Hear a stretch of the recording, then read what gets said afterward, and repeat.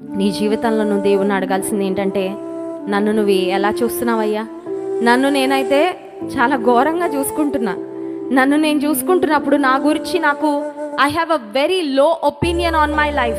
నా జీవితాన్ని చూసుకొని నన్ను నేను చాలా కృంగిపోతున్నాను. నన్ను గురించి నేను చాలా తక్కువగా అనుకుంటున్నా.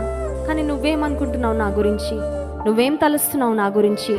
అసలు నీ ఉద్దేశము ఏంటయ్యా నా గురించి? నా భవిష్యత్తును ఎలా తీర్చిదిద్దబోతున్నావయ్యా నువ్వు అని నీవు దేవుని అడగగలిగితే, కనిపెట్టగలిగితే, దేవుని మీద ఆధారపడగలిగితే, మనుషుల మాటలను మించి, మనుషులు నీ గురించి అనుకుంటున్న పలుకుతున్న మాటలను మించి దేవుడు ఘనమైన కార్యాలు జరిగిస్తాడండి. హల్లెలూయా.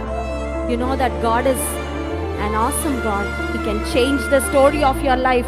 నీ జీవిత చరిత్రను, నీ జీవిత కథను దేవుడు మార్చేయగలడు. ఆయనంత సమర్థుడు ఇంకెవ్వరూ లేరు.